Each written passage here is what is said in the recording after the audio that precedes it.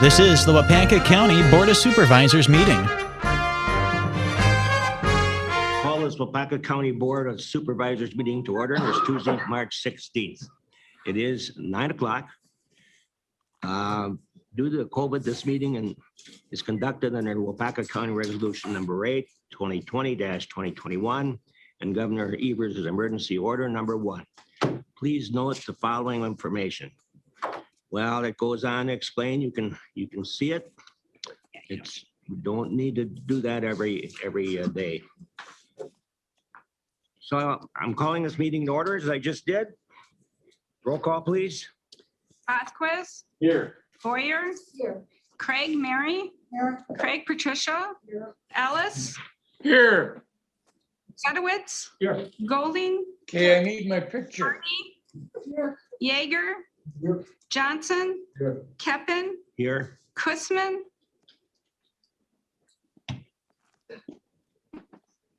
Now I got it. Dennis, could you unmute your mic? All right. Can you hear me Kussman? now? Yes, I can.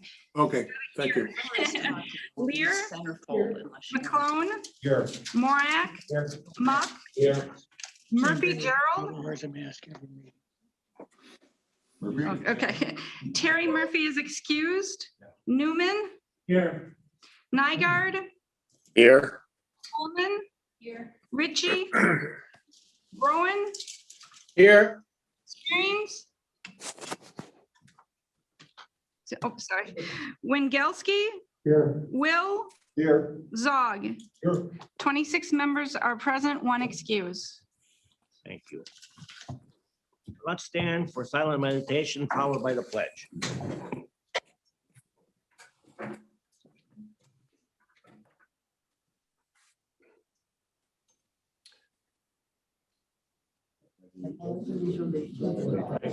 States of America, and the republic for which it stands, one nation, under God, indivisible.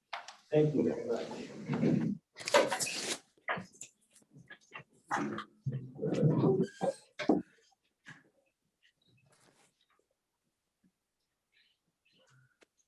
Andy, I'll need to see you afterwards. I got a question for you.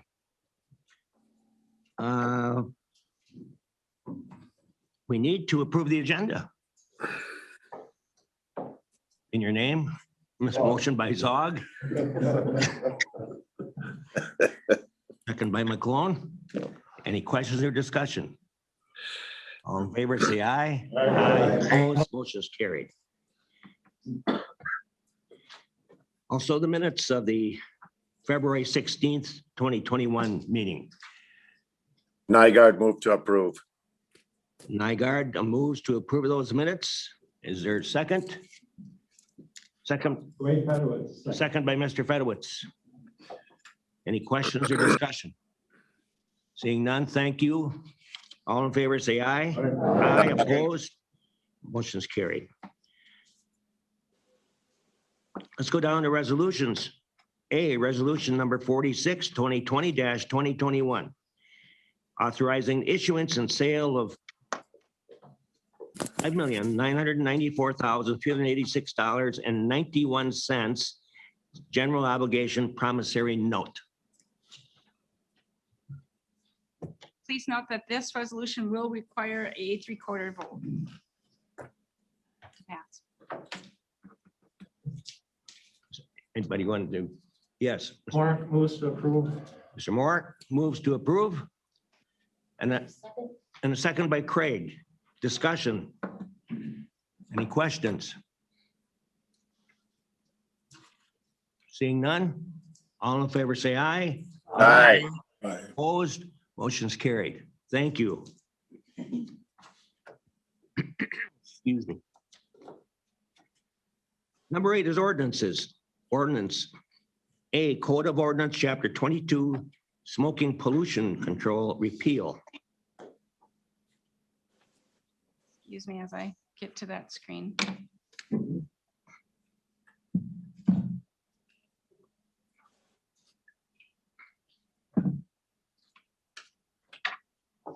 Well, Wow, that resolution was long.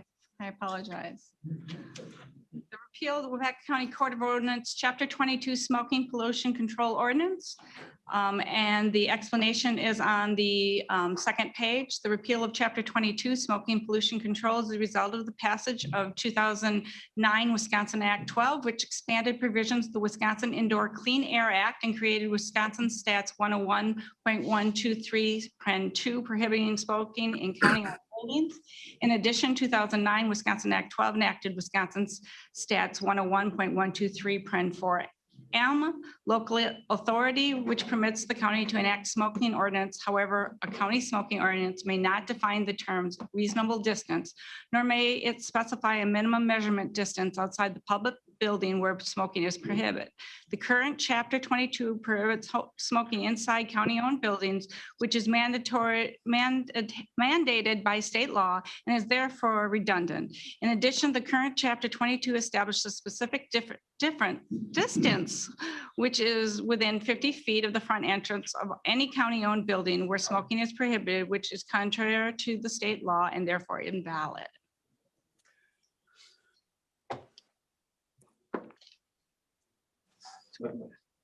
Hold out on me, huh?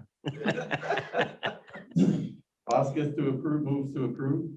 Okay, we have a motion for approval Will, second.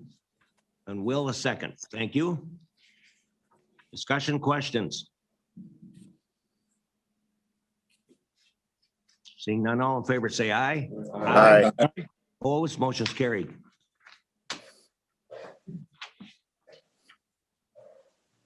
Item B, Code of Ordinance 24, Hazard Communication Program, repeal.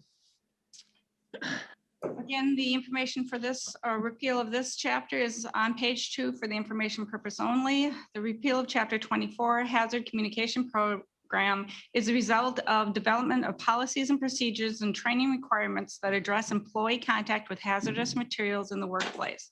Waupaca County's policy for hazardous materials and safe handling was initially implemented in November of 2016, and the policy was reviewed on an annual basis by the Emergency Management. The Waupaca County Safety Committee developed a safety training plan for all affected employees, including Sheriff's Office, Highway, Parks and Solid Waste, Public Health, Maintenance, and Emergency Management.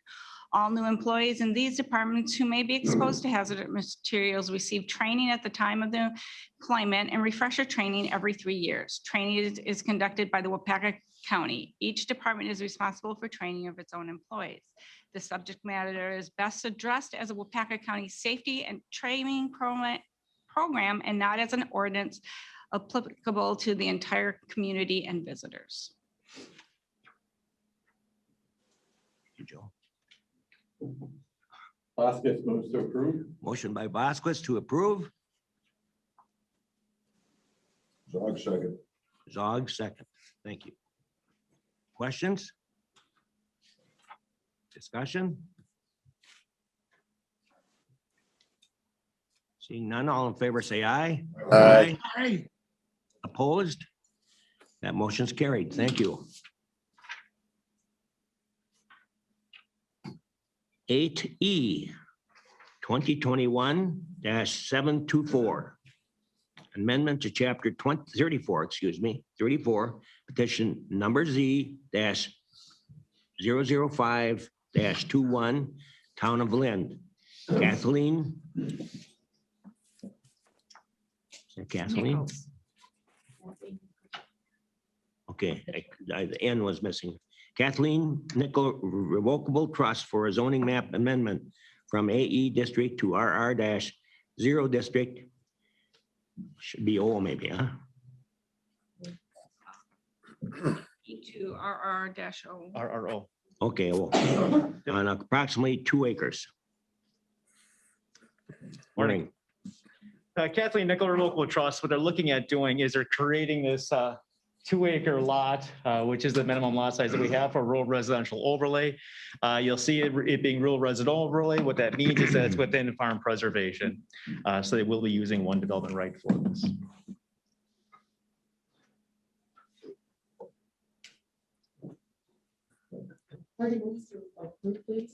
I'm sorry, Hardy. Hardy to approve. Holman, second. Vice Chair Mary Kay Pullman, a second. Questions? All in favor, say aye. Aye. Opposed? Motion's carried. Thank you. Reports, Treasury Department, Mark Souther.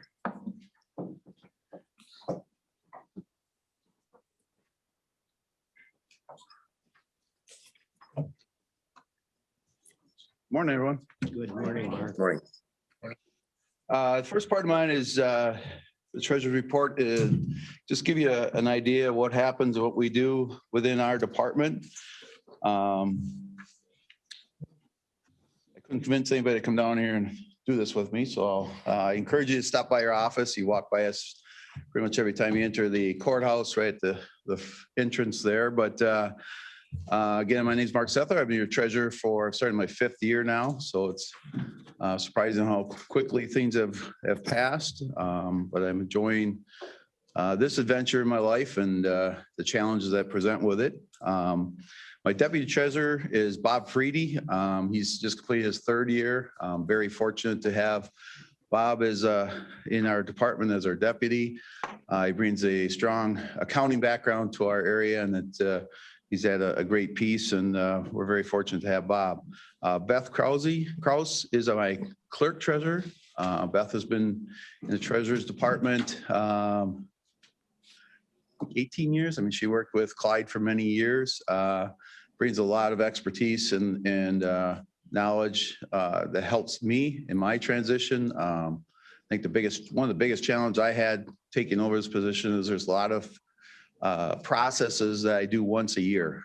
It's not like we do it every month, let alone twice a year. There's certain pieces of the job that's once a year, and that's probably been as big a challenge as anything, is that repetition, that lack of repetition. So it's nice having Beth with us to help in those areas. Also within the treasurer's realm is our GIS department. Jason McKeefrey is our GIS coordinator and land information officer. I'll describe a little bit later what he does. In the future, he couldn't be here today, but maybe next time around, Jill will have him be part of a presentation with me to show you some of the things that they do in their department, because it's really neat, some of the process that they do. John Galoy is my land records GIS specialist. Donna Andreshko is our real property lister. And then Joe Godowski is our county surveyor. So that area has 4 individuals. So our overall team is 7, kind of work together in different capacities, but we do have a lot of things that intertwine between our 2 areas.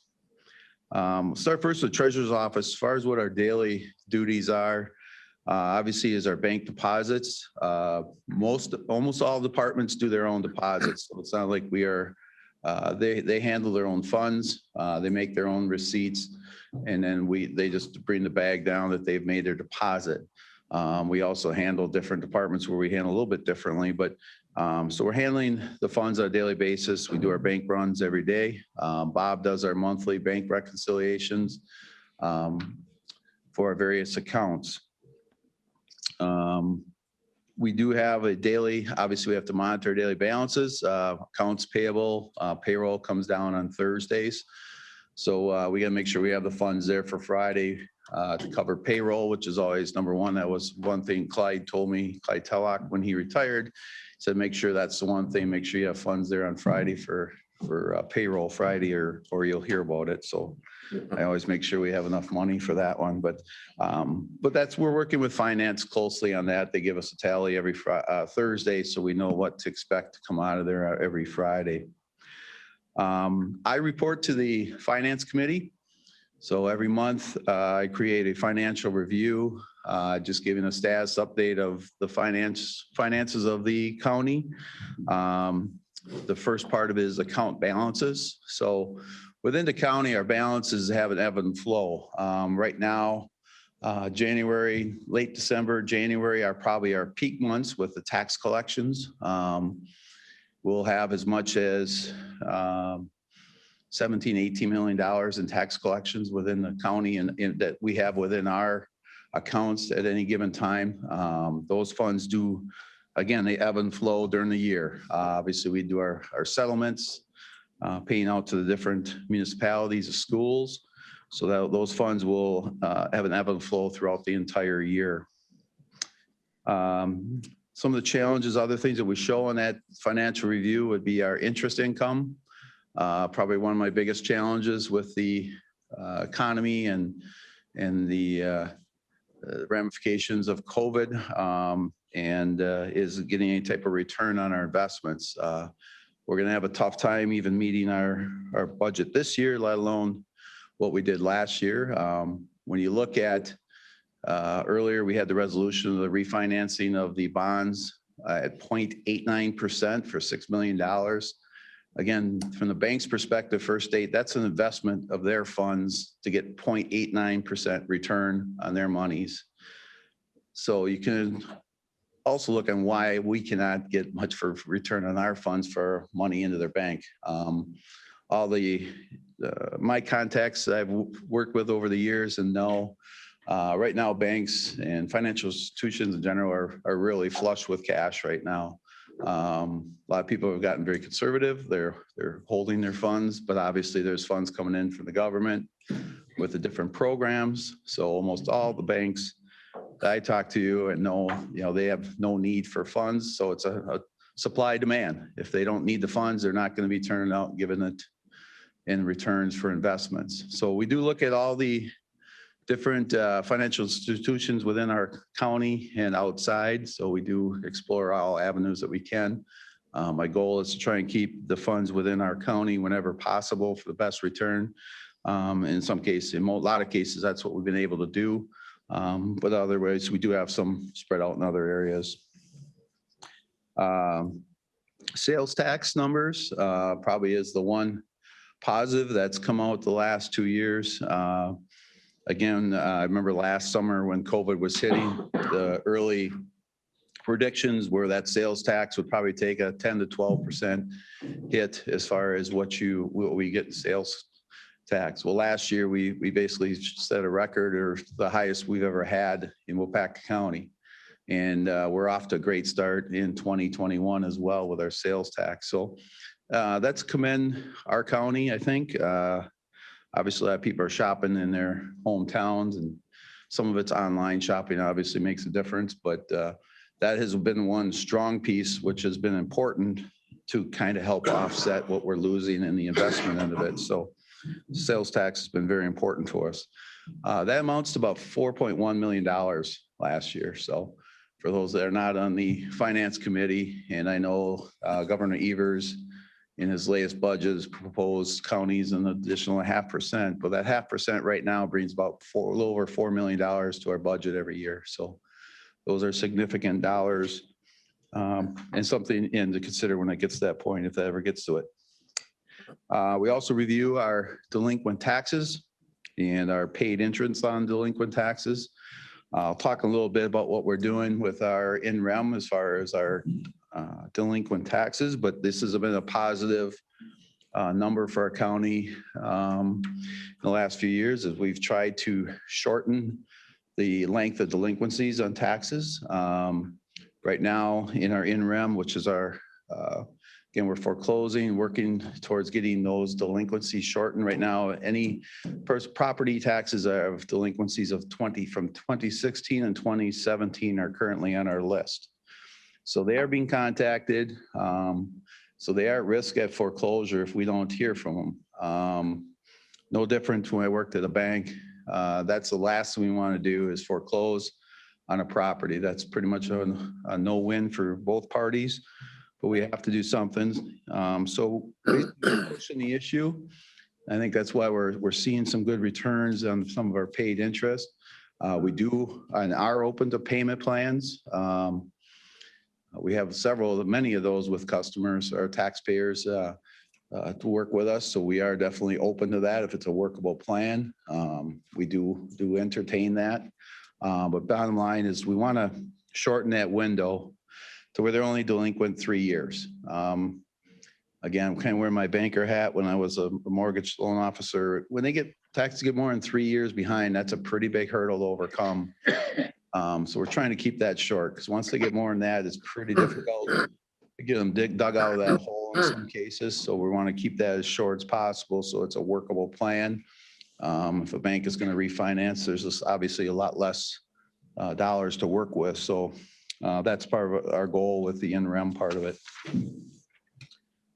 A major part of our department is taxes. That's a year-round process. This month of March probably is a couple months here where we can kind of rest a little bit, so to speak, but it's a year-round plan. So our tax bills, we start really cranking that up into early November as we're starting to get information as far as our assessment totals. I'll talk a little bit later that Donna works with that, gathering that information, but we start getting information from the state. But basically tax bills we create in late November, early December. There's about 42,000 parcels in Waupaca County. So there's 42,000 tax bills that are created. We do create them for all 34 of our municipalities. As far as mailing, we work with a company out of Racine. It's called ABT Mailcom. So how it works is we create tax bills. I send them a file and then they mail them out from there. Those municipalities that you get your little tax bill insert, your little letter from the clerk or the treasurer or from your township, they get that information to me via email. I send that down to ABT and that's mailed from their end. That's a service that they provide. So that would be astronomical to try and take on that type of mailing. So it works out very well. I think they do a great job for us, turning that pretty quickly. Last year, total tax levy for the county was about a little over $91 million. When you look at that number, it's kind of interesting how it breaks down a little bit. Again, these are not exact numbers, but roughly 3 million of that is considered residential real estate. About $500,000 in commercial, or $500 million, excuse me, $420 million in commercial land property, about $146 million in manufacturing, then $27 million ag, and about $170 million in forest. That's a big piece of our county, obviously, with the MFL and things of that nature. Where does that tax levy go? Roughly 43% of all taxes are going back to the schools. Our county accounts for about 30%. The municipality is about 22%, and then the Fox Valley Tech, and then North Central Tech takes a small piece up in the town of Wyoming, about 5%. So it's kind of interesting how that number breaks down. So the levy I mentioned is about 92 million. The net is about 81. There's about $10 million in credit that we receive from the state credit. There's a first dollar credit, and we get a lot of questions. What's the first dollar credit? You see it on your tax bill. Any parcel that has improvements on that parcel receives a first dollar credit. So it can be a shed, it could be a well, it could be a septic. Most cases, it's a building, but any parcel can have first dollar credit. So those customers that have 6, 7, 8, 10 parcels, they could have multiple first dollar credits. That's common. That's a question. The other piece we get from the state is our lottery credits. We spend an exorbitant amount of time on lottery credits. I know we talk about this within my association across the state of the counties, all of us treasurers, how much time we spend dealing with lottery credits. So a lottery credit is a credit on your parcel. You can only receive one. It has to be your primary residence. It's the only way you can receive that credit if it's on your parcel. It's your primary residence. Well, you can imagine the changes that happen over years from people moving. A big piece now, we see a lot of people are declaring the residencies in Florida. So it's very common. I provide a letter to them for their government there that they are no longer a resident of Florida or Wisconsin because I assume they're doing it for tax purposes. In fact, I know they are. A lot of times you'll have a parcel, let's say a parent passes away. Then the kids may keep that parcel or someone buys it as a rental A rental's not eligible. It's not their primary resident, the owner's primary residence. So a rental's not eligible. So we do a audit every summer. We look at different things. We send out questionnaires or the form out to the tax owners, hopefully to get a reply. But the Department of Revenue also has it on their radar. So every 3 years, each county is going to be on their list for an audit. So those of you that might be treasurers in here have seen the lottery credit chargeback on the settlements and some people, those are parcels that were not eligible and they received the lottery credit. Well, Department of Revenue wants their money back. So we have to charge those back where they're not eligible for that credit. So for anywhere from $130 up to $200 and some $100 per parcel. We spent an exorbitant amount of time looking at this. It'd be nice if they would do something different. I know there's talks of it, but it's still a good credit for our taxpayers, so it's worth it. But it's amazing how much time we spend chasing those kind of dollars. So getting back to our total. So again, we're targeting to collect $81 million this year. Very impressed this year that with our first installment from all 34 municipalities, we've collected over 64 million of it. So 79% of all taxes have already been paid for this year. I think that's an excellent number. I'll give you an idea. Last year in 2019, again, that's pre-COVID, that number was about 77% of taxes were paid. So I think that's a commendable number for our county. Speaks of our taxpayers, and it's excellent to see.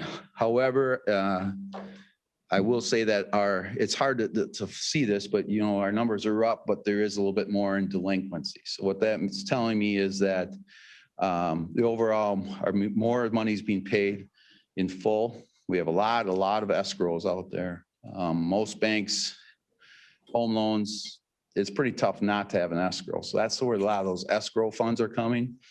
But we do have the little bit more in delinquency. It doesn't make sense probably when I'm telling you that we're up 2%, but our delinquencies are up. Remember, there's a 2 installment option in Wisconsin. So what's saying is more people are paying that full amount up front, but we still are a little concerned that I think the delinquencies might be a little up when we come to end of August. So we'll see where we're at with that. Our office for the first installment, we collect for 14 of our 34 municipalities. So, and I gotta give Bob and Beth the credit here. They process, and again, I obviously help them, but they are the front line.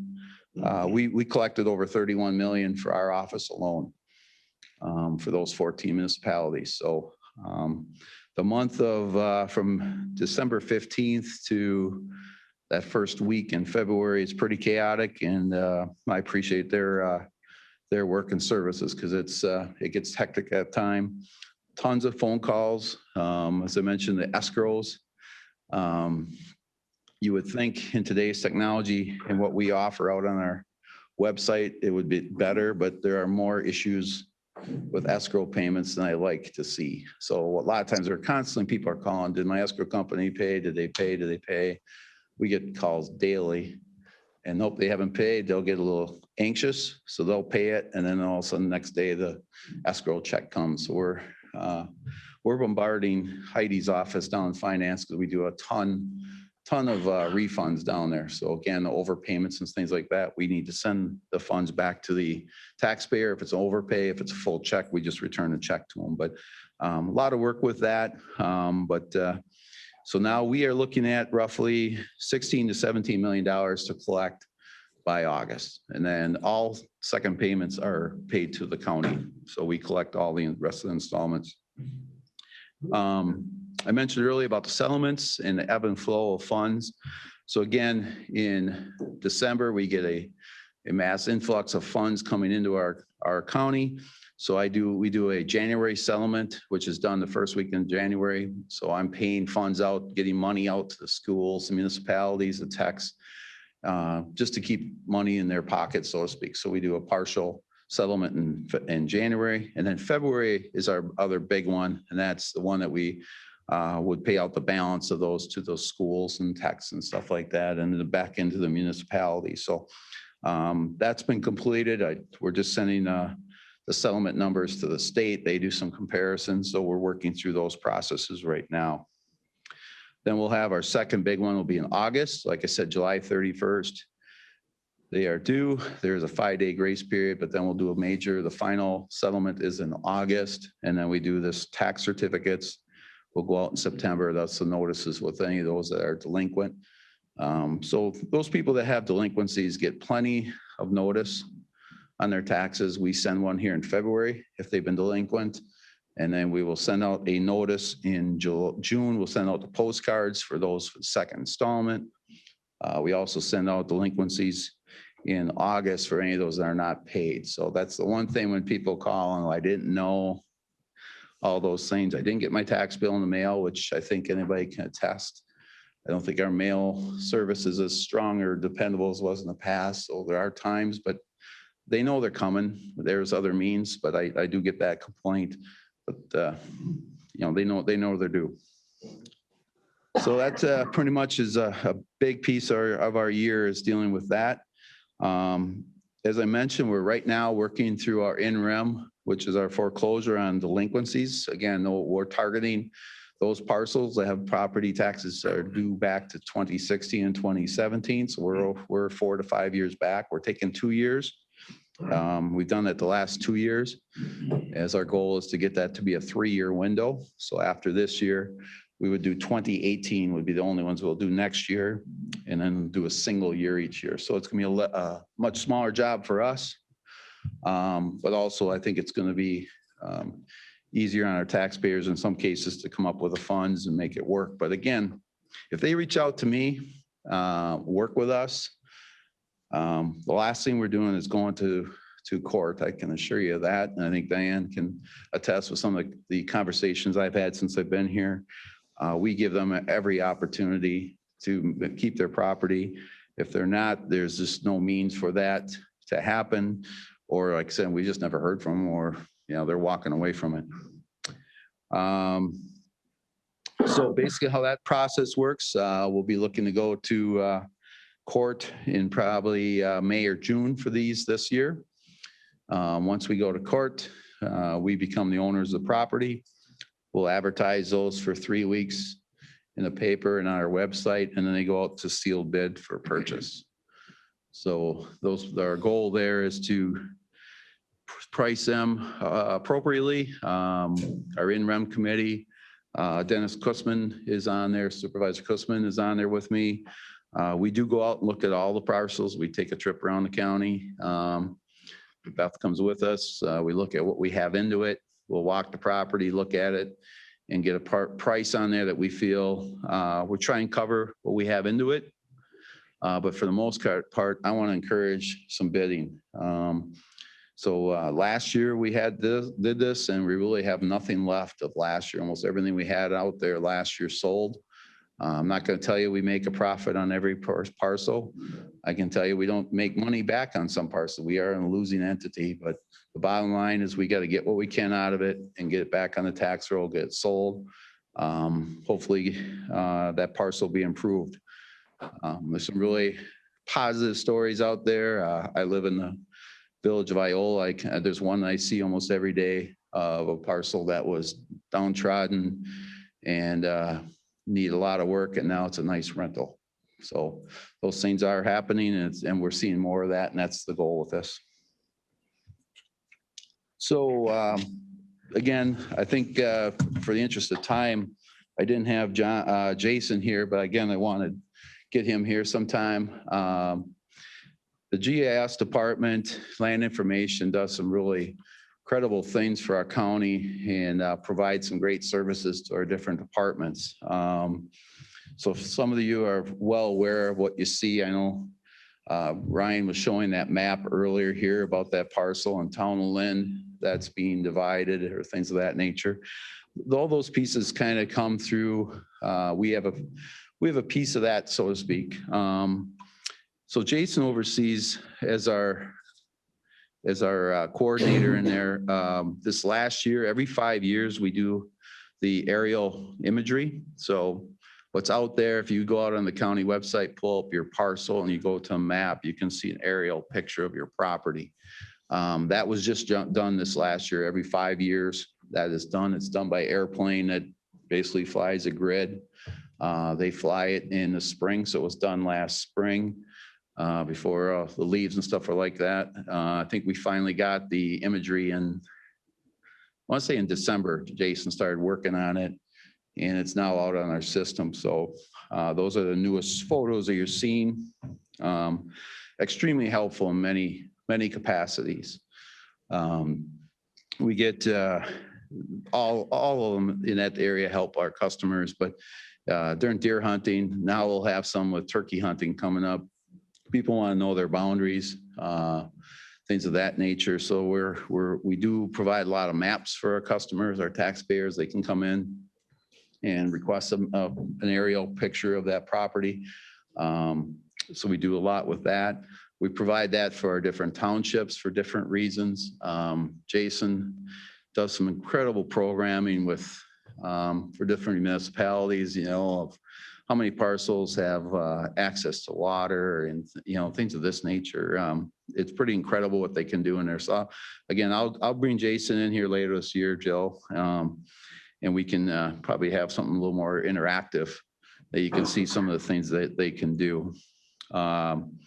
Jason works very closely with, again, many departments. I know we've worked with the Sheriff's Department, with the 911 services, the dispatching, tying the parcels and the mapping so that they're more accurate. So again, what people are seeing in the case of emergency, where to go, are very accurate, and things of that nature is a service that's done and is worked with through Jason and the crew in the department there. For this past year with COVID, the COVID dashboard that you may have not seen on our county website with some numbers and details, and even it shows, you know, cases where and things like that. That's something that Jason created with information provided from Department of Health and Human Services. So that's something that the type of thing that he does for us. He's a very talented young man and does a lot of good things for our county, and I'm very, very happy to have him as our leader in there. Going forward, we'll be doing some stuff with the 911 system, again, working with the Sheriff's Department. I know we'll be working with Jill in the future with some of the redistricting for the voting end of it too. So a lot of pieces that Jason touches for us. As I mentioned, John Galoy is our GIS specialist and addressing coordinator. He's the guy that gives out the fire numbers. So again, a new parcel's created, somebody's building a home, things of that nature, that goes through his area. Again, not knowing that before I got here, some of the precision and the forecasting, when you look at that, you think, well, you just give them the next number down the road. Well, it's not quite as simple as that, because obviously you got to try and look into the future and say, what's in between these two parcels? Is there an opportunity down the road that maybe you're going to have another one in there, things of that nature, just the proper numbering. So he'll work with the customer, works with the townships, making sure they get the signs up and things like that. And obviously for emergency, that's important. They're also working on a web application for silent sports opportunities in Waupaca County.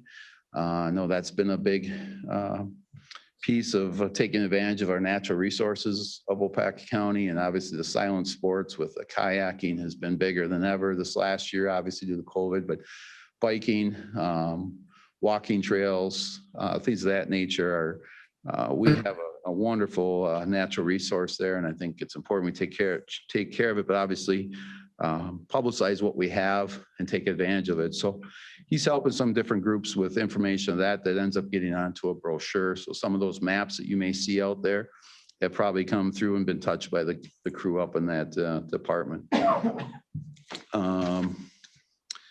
Donna Andrushko is our real property lister. She works very closely with our assessors. They are calling in on a regular basis, clerks. She works with GIS zoning as far as ensuring that we have proper ownership names on the tax bills, working with different parcel numbers. One thing to note in Waupaca County, it's a little different than some counties. It kind of goes all over the board here, but does create confusion with tax bills. So let's say I have a 40-acre parcel, and it's no different than what Ryan showed you earlier here. I don't recall how many acres that was, but they're splitting a 2-acre parcel out for maybe a new home to be built or whatever. That's going to create, that maybe was all one parcel. That's now going to be 2 parcels. We don't create the second parcel till the next year. Some counties do create a parcel and a new number right away. But in Waupaca County, we maintain the single parcel till the end of the year, and then we create new parcels the next year. And the same thing when you're contracting parcels where you're, some people buy 2 parcels, they only want 1 tax bill. It doesn't happen as often that way. It usually goes the other way. But Waupaca County does only create new parcel numbers once a year. So that can create a little confusion when it comes to tax bills. We get a lot of calls on that. And that's kind of been, I wouldn't mind seeing something across the state being a little more universal this way. Some counties do create parcels right away. Some do not. Some of our neighboring do, some do not. So it's the title companies don't always do the greatest job of letting their customer know that, yes, you sold part of your parcel. Well, you're still going to get the full tax bill. So we do a lot with calls of that nature. We do, Donna does work with creating new maps every year. So she's just worked on that in the last month or so, creating the 24 by 36 printouts of the new mapping with those parcel changes. So those maps are updated every year. We keep the most recent one in our office. And then the other one, it goes, actually, I think they use it in Mike's department and the Register of Deeds. Our last piece I have is our county surveyor. Our county surveyor is Joe Godowski. I think we're extremely fortunate to have a man of his knowledge and expertise as our county surveyor. He's in on Fridays. It's not a full-time position for him, but he does a great job and brings a lot of expertise to that piece. He's been a long time surveyor. I think he's semi-fully retired, so to speak, but he does a lot for our county. So right now, part of our we're working through what we call the PLS project, and that's the finding the corners on our section corners for the townships. This is a huge project. We've been budgeting about $60,000 a year and offering that out for bid for different companies to come in and go out and find those quarters within those townships. This is very important for grants coming down in the future. I can assure you anybody having their land surveyed in Waupaca County is very appreciative of having these corners marked and found that way. So we are finishing up with the town of Muckwa this year. And then next year we'll be putting out bids for town of Waupaca and Fremont. These are probably our 3 toughest townships because there's so much water and lowland. So it's costing us more because they're going to be out in waders, I'm sure, and different things trying to find those corners of some of those sections and things of that nature. But that's the last ones we have. Joe's kind of told me when that's done, he's probably going to go off into the sunset. I'm trying to twist his arm not to, but when he's in here, I mean, he's getting calls, questions and things like that. He does a lot of great things for our county as far as supporting some of the surveyors that are out there, maybe making corrections, following up on the work that's been done, making sure things are marked properly. So that's pretty much what I have for what we kind of do in a nutshell. Again, I'm very fortunate to have a great crew to work with, very proud of the work that they do for us in our county.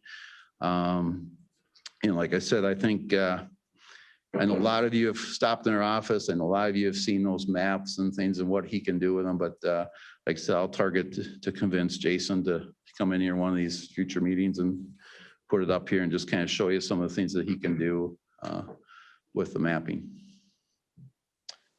Any questions? Yeah, for me. Yes, I have a question. Are you doing half sections on the survey and do?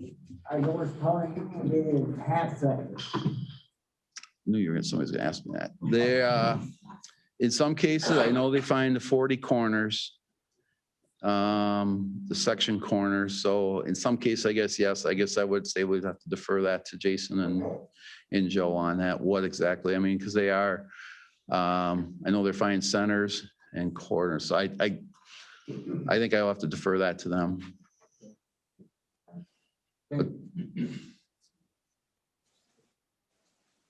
Mr. Fedwitz? Not a question, but a comment. Mark, Jason with the GIS has really helped the assessors. You would think on the year 2020, 21, people would not try to build something without getting a permit, but they still do. But we catch them. Well, the aerial maps are very accurate, but they're not, again, you're still shooting them from the sky. So some people probably rely on those maybe too much, and Brian could probably attest to that more than I can, especially when you get out into the lakes area where they're on top of each other and things like that. That's a little bit tougher area than, your rural thing. But I know zoning uses those maps. They can see things that they didn't know because it's been hidden back in the hill or whatever, things that need to be cleaned up, things of that nature. But they use those maps a lot. So, but yeah, that's an expensive piece. There is some grant funds with that. We tie in with other counties in our region to have that flyover done at the same time. But I think that piece is pretty valuable. I know it's used on a daily basis, hourly basis within our building here. Dennis? Mark, you mentioned that it's confusing with the escrows, but another issue I see is if somebody's got property in 2 townships and one where the county collects the first and the other, they just can't get that. Yeah, you're exactly right, Dennis. As Dennis is a treasurer in town of Larrabee. Again, with us collecting from 14 and 34, it does get confusing. With us collecting that first, but not the second. Yes, we do get a lot of people that call. But again, it's their responsibility to know we're supposed to pay. It's pretty clearly on the tax bill. They need to look at it. We work with them. If we get the payment sent to us, we'll forward it back out to that township. We've had cases where they'll drop stuff off here. We'll send it back out there. My biggest issue is when they're trying to do that when it's in the grace period, it's due July 30 or January 31st and they're calling on February 3rd or whatever. And I need to pay this township and they don't have any hours. Well, with COVID this year, and I'm glad you brought that up because I think our town treasurers have done a tremendous job this year working through the challenges with COVID because a lot less in-person collections were done this year for obvious reasons. Some don't have the proper setup. I know some in Pat Craig's case set up at a bank. Well, that bank didn't even have a lobby open. So a lot of changes were made. Again, I'm going to credit our taxpayers in this case. I think a lot of them did a wonderful job. I think people are getting used to having to deal with things a little differently. I think we were fortunate that way that we've kind of gotten the new norm maybe a little bit. But I think they did a good job with that. But that is a challenge. I do not have the manpower to take on any more collections within our office. If we did, I'd have to add staff. So that's not going to happen. We'll keep working with our townships and things of that. Again, these 14 go back before I got here. For the most part, I think we took on one since I got here, but part of the whole reasoning was getting funds into the county too. So us collecting versus those townships, they hold the funds. When I send out the January and February settlement, I'm just informing them how much they pay out. In the cases we collect for the 14, all those funds are in the county's hands. In normal years, it gives us an opportunity for some interest income. Obviously this year when you're getting 0.1% and things of that nature, it really hasn't amounted to much. But in most cases that helps offset some of our hours and manpower, but also gives us an asset to work with. So that's kind of why I think that works that way. And like I said, now everything comes here. It's a little cleaner, but you're always going to have challenges, no doubt. But the other piece is our online services has increased. We had more paid online than we ever have this year. Again, it comes with some fees that we don't get anything on. I don't want any of that. I don't want a piece of that at all, but a lot of people are paying that way, and they pay a small fee. In some cases, it's not such a small fee if they put it on their credit card, but that's their choice. We offer them options.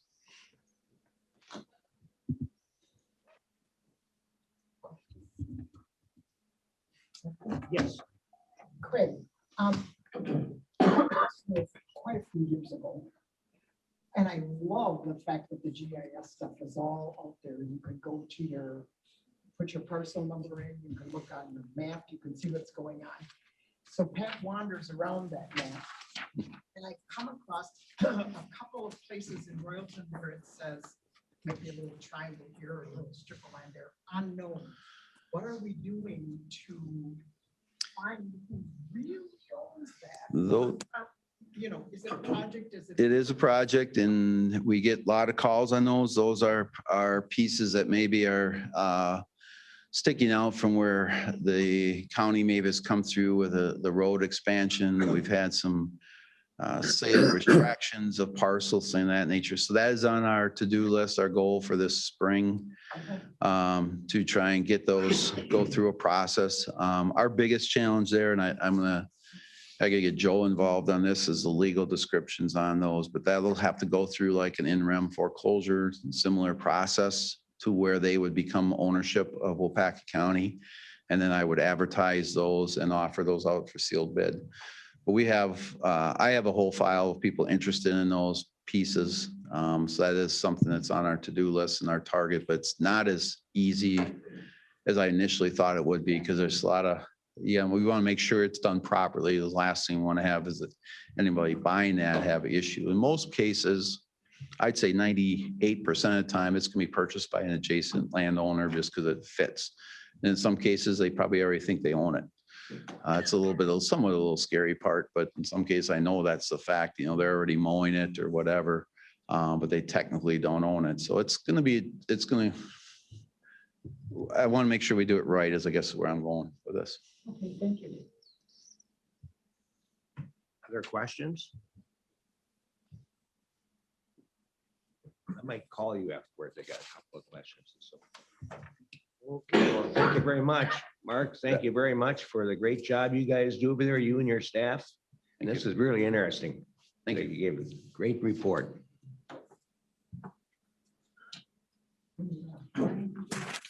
Yeah, I'm still up, I guess. Yep.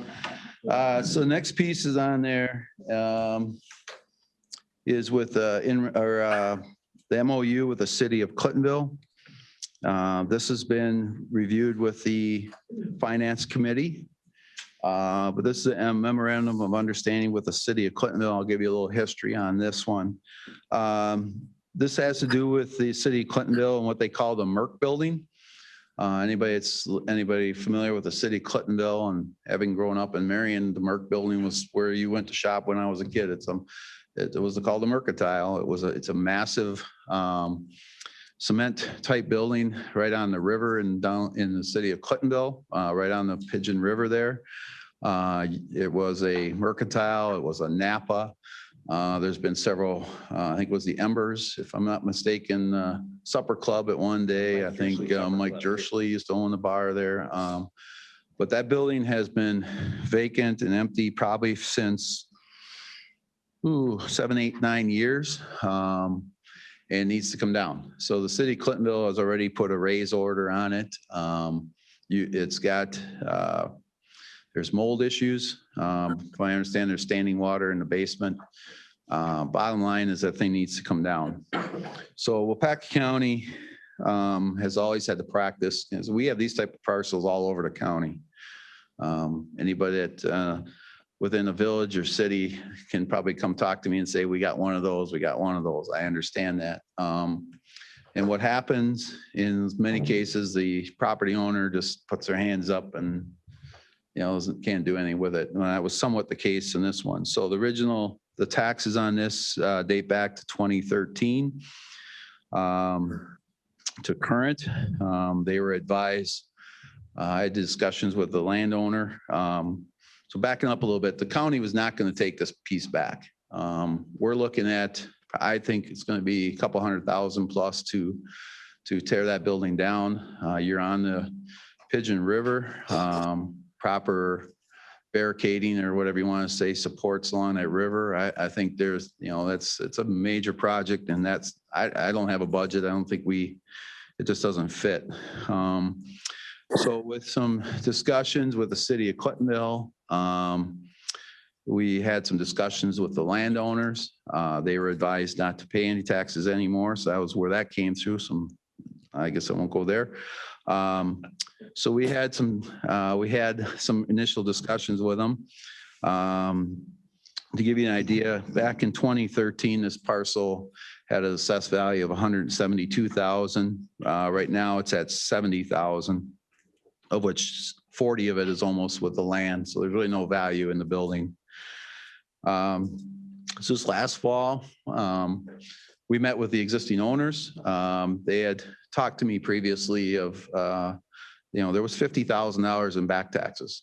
30,000 of it are principal balance. And that was my primary target, is how do we at least get out of this with our principal balance? So I had some discussions with the city of Clintonville.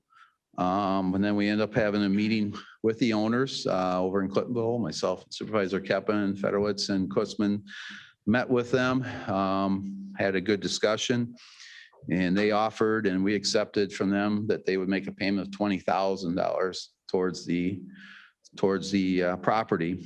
So we felt that was a pretty good deal for us to at least get something out of it, knowing what we had working with the city of Clintonville. So they made that payment. This MOU with the city of Clintonville, upon us taking it back, we are scheduled to go to court for in rem foreclosure on this on April 12th, which we would take ownership of this parcel. But the MOU with the city of Clintonville would state that they would make a $10,000 payment at closing, which would be that $30,000 that we were targeting. With the goal, pending their costs, if they have costs up there using some CBDB grant funds for this project, if there's funds left at the end, that they would make us whole. I'm not holding my breath on that. I think we hope to, but in my opinion, for us to get 30 out of this, I think we're very fortunate. We're working with the city of Clintonville. I mean, they're taking on the huge costs to get this tore down and make improvements to their city. And we have a means of working with them and getting us out in a decent position by, again, accepting the 20 that we did from the owners and the 10 from the city at the closing, with hopeful more funds to come upon completion of the project. That could take, it could take a year plus, I think. But they're getting some estimates. They've gotten estimates. Again, some of it's unknown. There's a lot of unknown there until they really knock that building down and just see what's keeping the river where the river is, I think, is part of it. Because again, that lower level is below the river. So that's what this MOU is. Was approved by the Finance Committee. That would be signed by the city of Clintonville and by Waupaca County as an agreement. This is the type of thing that I think is good for us, good for the county, good for municipalities to try and work out a solution to resolve some of these type of properties. Need a motion on it, sir. Are you making a motion? I'm sorry. Jan had her hand up. I will make a motion, but I want to make a comment.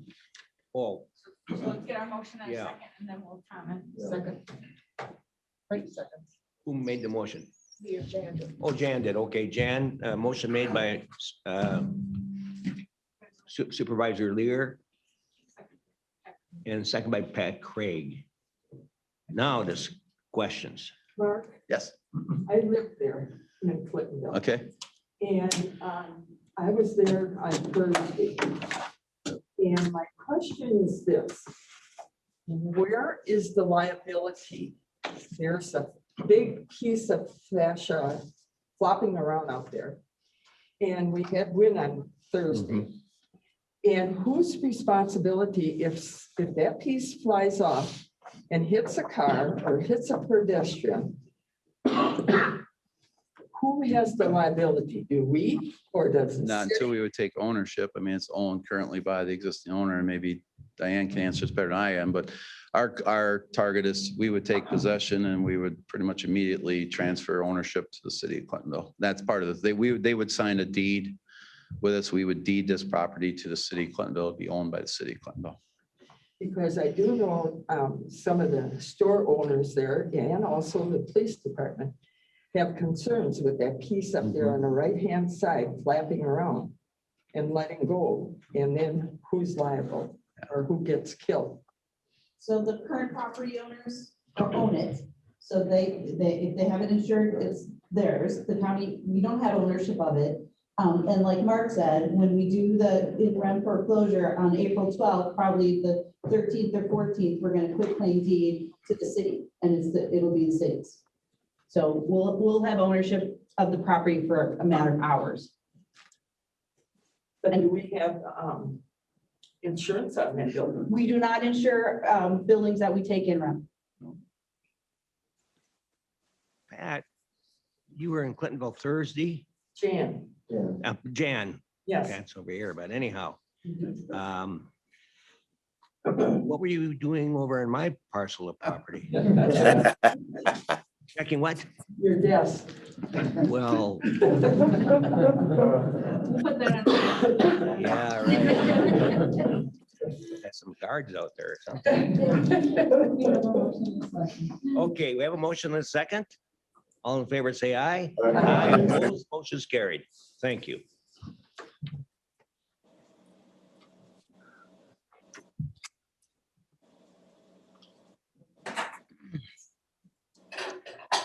I don't have much of a monthly report. I do have, it's not a rumor, it's going to be happening to our County Mutual Insurance Company is going to be sold, or maybe you know that already, but it's not officially announced. I did get a notice because I'm on the board since 2012 or whatever.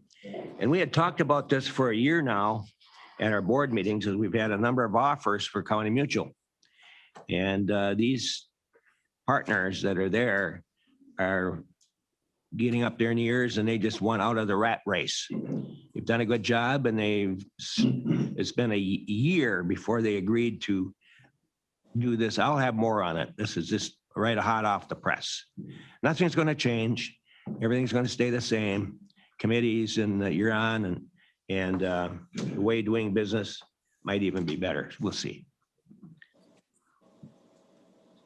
The other thing is too, I'm in a heap of trouble, not only with Jan coming to my office and looking through it, and then my wife's coming home from a vacation in Arizona this noon.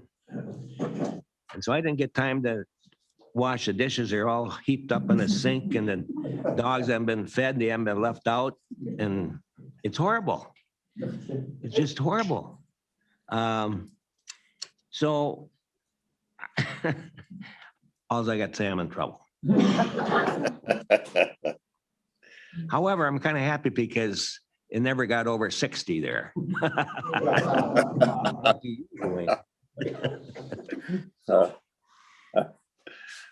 Oh, well, now we go down to the appointments. We have appointment of Greta Schrader as a citizen member to the Nutrition Advisory Council for a 3-year term. Larry, will make a motion. Larry's making a motion for approval of the appointment, and Murphy, second by Gerald Murphy. Murphy's not here today. Okay. Any questions or discussion? All in favor, say aye. Aye. Opposed? Motion's carried.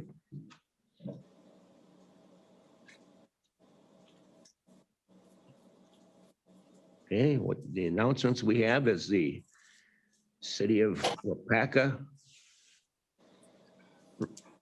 The resolution 1477 is just informational that we pass on to the board in regards to their comprehensive plan. Okay. With that, I'll entertain a motion to adjourn. Adjourn, well. Zog made a motion to adjourn. And a second. We are adjourned.